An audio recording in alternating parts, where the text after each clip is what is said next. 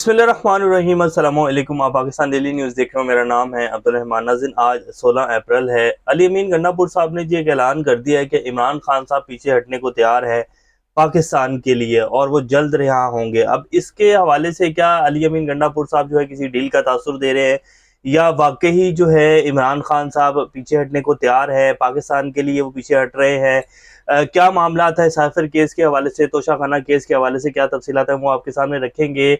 आज फैज़ाबाद धरना कमीशन की जी जो कमीशन बनाया गया था सुप्रीम कोर्ट के हुक्म पर, उसने रिपोर्ट तैयार करके हुकूमत को भेज दी और उस रिपोर्ट में उन्होंने जनरल फैज़ हमीद साहब को क्लीन चिट दे दी है।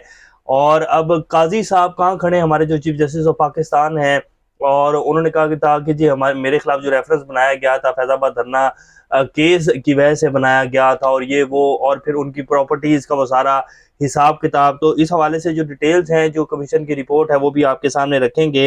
राणा सनाउल्लाह साहब ने कह दिया कि जी अवाम हमारे ऊपर ना रहे, वो पंजाबी की मिसाल है ना, साढ़े देना रहना। उन्होंने कहा कि जी अवाम ने हमें मैंडेट तो दिया नहीं है, तो फिर हमसे क्या अवाम जो है वो उम्मीद रखती है। वो वीडियो भी आपकी स्क्रीन के ऊपर चलाएंगे। शहबाज शरीफ साहब और मरियम नवाज साहब के हाथ में दोबारा से वो स्टील का गिलास जो है वो आ गया है, जो कि वो जब हुकूमत में नहीं थी तो वो अक्सर स्टील का गिलास जो है वो लेके फिरती थी। तो इसका मतलब है कि आने वाले जो दिन हैं उनमें कुछ बड़ी वारदातें डलने वाली हैं और मई का जो महीना है वो बड़ा अहम होने जा रहा है। इसके साथ साथ एक लेफ्टिनेंट जनरल जी जो कि कोर कमांडर मंगला थे, उन्होंने जो है रिटायरमेंट ले ली है। और रिटायरमेंट क्यों ली है, अभी उनका टेन्योर बाकी था, उस हवाले से भी जो है बातें हो रही हैं। वो भी डिटेल्स आपके सामने रखेंगे। इससे पहले अगर आप लोगों ने चैनल को सब्सक्राइब नहीं किया तो रेड बटन को प्रेस कर लें और बेल आइकॉन को भी प्रेस कर लें ताकि लेटेस्ट अपडेट्स आप लोगों को मिलती रहें। ये जो हमारा ताल्लुक है ऐसे ही जुड़ा रहे। इस वीडियो को आपने एंड तक देखना है, बड़ी अहम खबरें हैं जो आज आपके सामने रखेंगे। और वीडियो को लाइक भी ज़रूर कर दिया करें ताकि जो है जो रिपोर्ट्स की जाती हैं चैनल्स को, जो लोग आज़ाद कुछ जर्नलिज्म को पसंद नहीं करते हैं वो फिर रिपोर्टें मारते हैं। और आपको पता है आजकल वैसे भी हमारी ये जो पीडीएम की हुकूमत है जो इस टाइम बैठे हुए हैं वो वैसे ही सोशल मीडिया के बड़े खिलाफ हुए हैं, क्योंकि उनके कच्चे छट्टे खोल रहे हैं सोशल मीडिया के ऊपर। और उनकी कारकर्दगी जो है, जो हमारा मेन स्ट्रीम मीडिया है जो कि वो इश्तिहारात देते हैं अरबों रुपए के, और उसके बाद वो फिर एक पेड बयानिया लेकर हमारे जो कुछ चैनल्स हैं वो चलाते हैं कि जी सब जो है वो रावी सूख चैनल लिख रहा है और मसला ही कोई नहीं है। जैसे आजकल सऊदीया के वज़ीर ख़ारजा आए हुए हैं, दो रोज़ का उनका दौरा है, तो वो चलाया जा रहा है कि बहुत बड़ी सरमायाकारी जो है वो सऊदीया करने जा रहा है। ये इस तरह की खबरें पहले भी आती रही हैं। जब मोहम्मद बिन सलमान आए थे तो ये कहा जा रहा था कि जी 20 अरब डॉलर की जो है सऊदीया सरमायाकारी करने जा रहा है पाकिस्तान में, लेकिन वो अज़म का इजहार हुआ था। उसके बाद वो 20 अरब डॉलर कहाँ गए, कहाँ से आए, कोई पता नहीं है। तो बहरहाल अब ये आपके सामने रहते हैं फैज़ाबाद धरने में जी क्या हुआ है। और हमारे जो चीफ जस्टिस साहब थे उन्होंने आते ही हलफ उठाते ही जो है पहला केस ही जो है फैज़ाबाद धरना कमीशन का उठाया था और उन्होंने कहा था कि अब माफ़ी नहीं दूंगा। और उस टाइम ये तासुर दिया गया था कि जनरल फैज़ हमीद जो है और जनरल बाजवा साहब जो हैं उनकी तो माफ़ी नहीं होगी। और अब जो रिपोर्ट आई है, जो तासुर दिया गया था काजी फाइज ईसा साहब की तरफ से कि जी मेरे खिलाफ जो सब कुछ हुआ, जो रेफरेंस आया इमरान खान की हुकूमत में, उसके पीछे जनरल फैज़ हमीद था और मैंने जो वो फैज़ाबाद कमीशन का फैसला दिया था वो उसकी वजह से जो है मेरे खिलाफ ये सब कुछ किया गया। तो अब उस रिपोर्ट में जो कमीशन की रिपोर्ट है वो आपके सामने रख देते हैं जी। 149 सिफात पर मुश्तमिल ये रिपोर्ट है। फैज़ाबाद धरना इंक्वायरी कमीशन सुप्रीम कोर्ट की हिदायत की रोशनी में कायम किया गया था। इंक्वायरी कमीशन ने फैज़ाबाद धरने से जुड़े मुहर्रकात का बगौर जायजा लेकर सिफारिशात तैयार की हैं। पुलिस वजारत दाखिला हुकूमत पंजाब ISI IB के किरदार पर रोशनी डाली गई है। रिपोर्ट में इस वक्त के वज़ीर कानून जाहिद अहमद से जुड़े मामलात पर भी तफसील जो है वो दर्ज है। रिपोर्ट के मुताबिक फैज़ हमीद ने बतौर मेजर जनरल DG CISI मुआहदे पर दस्तखत करना थे। इस वक्त के DG ISI और आर्मी चीफ ने फैज़ हमीद को मुआहदे की बाकायदा इजाज़त दी थी।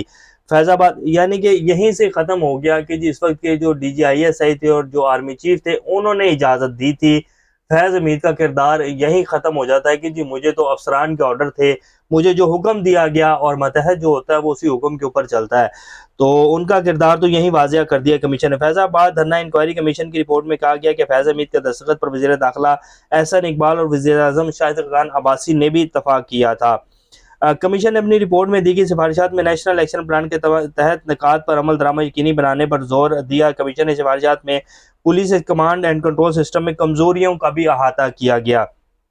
पुलिस के जी कमांड एंड कंट्रोल सिस्टम पर भी जो है उंगलियां उठा दी गई हैं। और दूसरा ये कहा गया है इस पूरी कमीशन की रिपोर्ट में, बड़ी लंबी रिपोर्ट है, कि जी पंजाब की जो हुकूमत थी उनके ऊपर जिम्मेदारी डाल दी गई है कि पंजाब हुकूमत जो थी उसने जो है अगर वो मार्च को आगे ना जाने देते और वो मार्च इस्लामाबाद की तरफ ना जाने देते और वहीं रोक लेते उस मार्च को, तो ना फैजाबाद धरना होता और ना फिर जो लोगों की शहादतें हुई, जो जलाओ घराव हुआ, जो मुल्क को करोड़ों रुपए का नुकसान हुआ, वो ना होता। तो असल जिम्मेदारी जो थी वो पंजाब हुकूमत और पंजाब पुलिस की थी।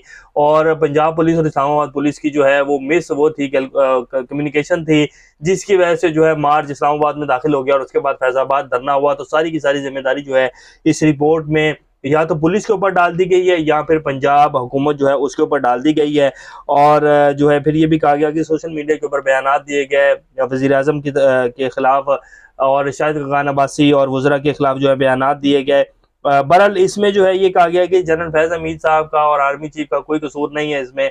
और जो है लेकिन इस रिपोर्ट में ये भी कहा गया कि जो हमारे अदारे हैं, जो सिक्योरिटी अदारे हैं, उनको जो है अपनी हदूद से तजावुज़ नहीं करना चाहिए। इससे जो है अदारे के ऊपर सवालात उठते हैं और आवाम जो है बज़न होती है। बस ये इतना सा कहा गया है और बाकी तमाम जो जिम्मेदारी है वो पंजाब हुकूमत के ऊपर डाल दी गई है। जनरल फैज़ हमीद को आर्मी चीफ जो थे उनको क्लीन चिट दे दी गई है और बाकी जो कुछ रही सही कसर है वो कह दिया गया कि जी वफाकी हुकूमत का किरदार था। शाहिद खान अब्बासी और एहसान इकबाल साहब के कहने के ऊपर जनरल फैज़ हमीद ने जो है वो साइन किए थे। अब जो है हमारे काजी साहब ने कहा कि जी मेरे खिलाफ जो रेफरेंस आया मेरी प्रॉपर्टीज़ का, वो लंदन की प्रॉपर्टीज़ तो अभी जी वहीं पड़ी हैं और काजी साहब ने अभी तक उनके हवाले से जवाब नहीं दिया कि वो कहाँ से ली, वो मनी ट्रेल कहाँ है काजी साहब के पास। एक नॉर्मल से वकील थे जब ये बलोचिस्तान हाई कोर्ट के अभी चीफ जस्टिस नहीं लगे थे हमारे काजी साहब, तो एक वकील के पास जो है एक जो है वो कितना कहाँ से इतना पैसा आ गया और फिर जो है उन्होंने जाके लंदन की प्रॉपर्टियां ले ली। बेसिकली तो रेफरेंस ये था और वो अब उनका जवाब तो नहीं दिया गया, लेकिन काजी साहब जो हैं जो उन्होंने आते ही कमीशन जो है वो बनाया, बेंच बनाया और कहा जी फैजाबाद कमीशन जो है उसके ऊपर जो है वो तफसीलात तलब की जाएंगी कि क्यों जो है अभी तक उसकी रिपोर्ट जो है फाइनल नहीं हुई और ये और वो।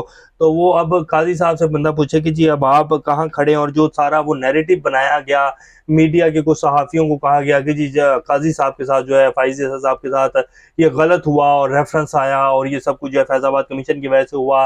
अब वही सहाफ़ी जिनमें असदूर साहब जो है उससे सरीना ईसा जो इनकी अहलियाँ हैं काजी फाइज़ ईसा साहब की, उनके साथ उनकी फाइलें पकड़कर जो है सुप्रीम कोर्ट में दाखिल होते थे और मतीउल्लाह जान हो और काफ़ी सारे सहाफ़ी जो हैं ये कहते थे कि जी काजी फाइज़ ईसा साहब के साथ गलत हुआ है। अब आजकल वही सहाफ़ी कह रहे हैं कि जी हम उस टाइम गलत थे और हमने जो है काजी साहब के बारे में गलत तासुर लिया।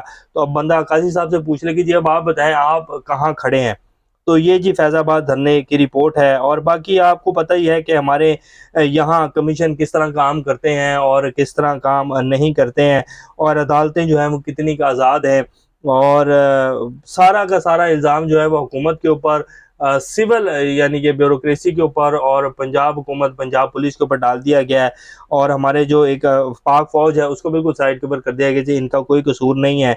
और आज तक वैसे कोई कसूर निकला भी नहीं है जी, बाकी पूरा पाकिस्तान ही जो है वो कसूरवार है, लेकिन इधर से जो है कोई कसूर नहीं निकला। लतीफ़ खोसा साहब कहते हैं कि जी काजी साहब को एक्सटेंशन नहीं मिलेगी। पिछले फिर एक दो दिनों से जो है बातचीत चल रही थी काजी साहब को एक्सटेंशन मिल जाएगी, तो लतीफ़ खोसा साहब ने बिल्कुल वाज़ेह कर दिया कि जी इसके लिए आइन की तरमीम की ज़रूरत पड़ेगी और ये हम होने नहीं देंगे और काजी साहब को एक्सटेंशन नहीं मिलेगी। मेरा नहीं ख्याल कि काजी साहब को एक्सटेंशन लेनी भी चाहिए अगर दी भी जाए, क्योंकि जिस तरह उनके पूरे इसके ऊपर सवालात उठ रहे हैं, जो उनके अभी तक के फैसले थे, जिस तरह तमाम सियासतदान जो कि अब न्यूट्रल हो चुके हैं तकरीबन, वो सारे यही कह रहे हैं कि जी पीटीआई से बल्ले का निशान छीनना सिर्फ और सिर्फ ज्यादती था, ये बिल्कुल जो है गलत फैसला था जो हमारी सुप्रीम कोर्ट की तरफ से दिया गया। और अभी तक भी जो सुप्रीम कोर्ट के फैसले हैं, आप मिलिट्री कोर्ट्स को देख लें, पिछले 2 साल में जो फिस्तायत की गई पाकिस्तानी अवाम के साथ, जो जुल्म जबर किया गया, चादर चारदीवारी का तकद्दुस पामाल किया गया, ह्यूमन राइट्स की जो खुलेआम वायलेशंस की गई, उसके ऊपर सुप्रीम कोर्ट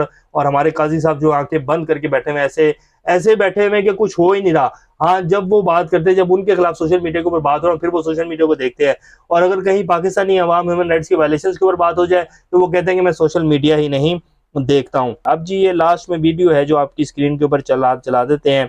राणा सनाउल्लाह साहब, मोहतरम राणा सनाउल्लाह साहब, ये पहले आप सुन ले फिर आगे। अगर नून लीग अवाम से किए हुए वादे जो इलेक्शन में करती रही है वो पूरे ना कर सकी और कड़वे फैसले जो होंगे उसके नताइज भुगतने के लिए आपकी जमात तैयार है, क्योंकि मलबा तो आपकी जमात पे ही गिरना है। नहीं, अब हमारा कोई वादा नहीं है। हमारा जो आवाम से वादे थे वो इस बुनियाद पे थे कि हमें अगर सिंपल मेजॉरिटी मिली, पीएमएलएन ने अपनी गवर्नमेंट बनाई और मियां नवाज शरीफ की लीडरशिप में हम वो वादे भी पूरे करते।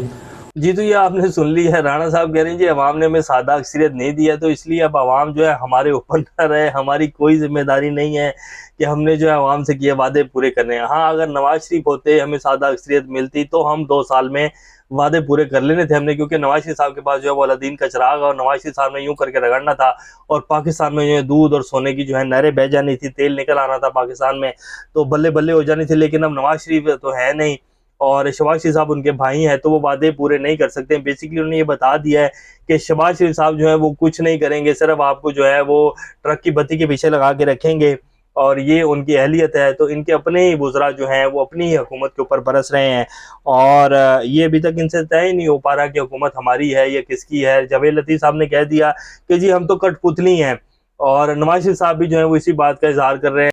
अब आप खुद अंदाजा लगा सकते हैं कि ये जो दिखाया जा रहा है मीडिया के ऊपर, हमारे मेन स्ट्रीम मीडिया के ऊपर, कि जी बल्ले बल्ले होने वाली है और जी क्या बात है, पैसा आने वाला है, बस दूध की नहरें बहेंगी, तो ये सारा सिर्फ जो है इश्तेहारात और जो अरबों रुपया दिया जाता है टीवी चैनल्स को, उसकी वजह से ये सारा जो है वो रावी सुखचैन दिखा रहा है आपको। बाकी ओरिजिनल सूरत हाल बड़ी गंभीर है और ऐसा है नहीं जैसा दिखाया जा रहा है। तो ये भी कि कुछ ताज़ा तरीन सूरत हाल है। नेक्स्ट अपडेट का दोबारा आप लोगों के सामने हाजिर होंगे, तब तक अपना और संग का ख्याल रखिएगा। अल्लाह हाफिज़।